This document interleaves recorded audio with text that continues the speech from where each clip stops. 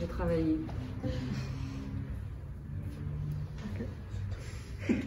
Bah oui.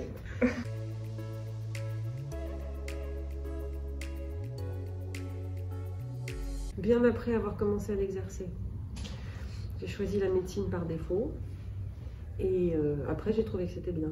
Peut-être que j'ai bon caractère, hein, peut-être que j'aurais trouvé n'importe quoi bien, mais maintenant, rétrospectivement, je trouve que c'est vachement bien.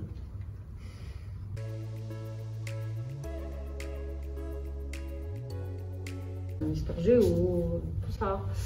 Et j'avais tout à fait le profil pour faire Sciences Po, pour faire l'ENA, quoi. C'était mon truc. Et pourquoi ne pas m'arrêter par là? Parce que quand je disais à mes parents, je vais faire Sciences Po, je vais faire l'ENA, ils me disaient, mais pourquoi faire? Qu'est-ce que tu veux faire comme métier? Je disais, je sais pas, je vais être diplomate. On me répondait, mais t'es folle, on n'est pas du tout une famille d'aristocrates, tu seras jamais diplomate. C'était la réponse. Hein. Alors je disais, bon, bah tant pis, alors, je vais faire autre chose.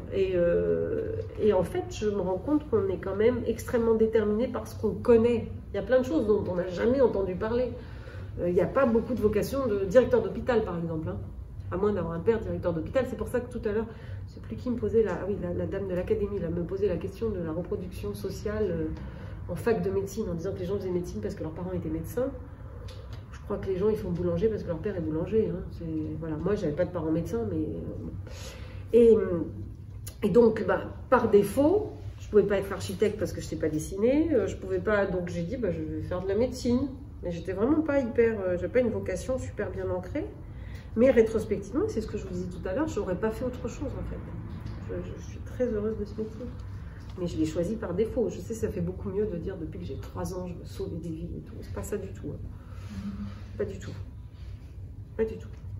Mais c'est un métier qui a du sens. C'est un truc dans lequel on met beaucoup de temps à faire le tour de la question. Et en fait, je crois que quel que soit le métier qu'on exerce, le truc qui guette, c'est l'ennui, parce qu'on a fait le tour de la question. Et quand même, en médecine, on met vachement longtemps, hein, parce que la question est vaste. Donc, quel que soit le domaine dans lequel on exerce, quel que soit le mode d'exercice, quel que soit... C'est quand même quelque chose qui est perpétuellement... Ça fait partie des jobs, alors tous probablement, mais en tout cas, celui-là me paraît... Tout est quand même perpétuellement en évolution, et donc, puis tous les patients sont différents et toutes les choses. Donc, au début, on s'intéresse beaucoup à la technique, parce qu'il faut maîtriser la technique.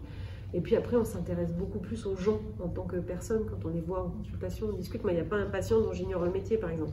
Je connais la profession de mes patients parce que je discute de leur job avec eux. Parce que la technique, bon, ça va, effectivement, au bout d'un moment, c'est moins prenant. Et donc, ça fait partie des trucs où on met du temps à faire le tour de la question. Donc, en ça, c'est épanouissant parce que ça prend du temps, quoi. La vie, il faut s'occuper. Hein, parce que autrement, il y a le début et la fin. Entre les deux, il faut trouver des trucs à faire. Il faut vraiment trouver des trucs à faire. Et le métier, c'est quand même quelque chose d'extraordinairement structurant. Trouver un métier dans lequel on s'épanouit et qu'on a envie d'exercer, c'est hyper important. Pour ça, hein, je le disais tout à l'heure, un peu par boutade, quand j'entends des jeunes qui ont dit qu'est-ce que tu veux faire plus tard et qui répondent ben, du pognon. Pas structurant. Hein. L'argent, c'est pas structurant. Enfin, l'argent pour soi n'est pas quelque chose de structurant. Il faut trouver quelque chose pour nourrir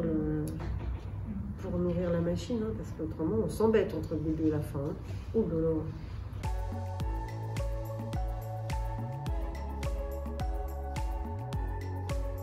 En général, faut bosser. Il n'y a pas d'autre solution, quel que soit le domaine. Hein. Vous savez, c'est, je crois, Napoléon Bonaparte qui disait « Sans travail, un don n'est qu'une sale manie ». Quel que soit le domaine.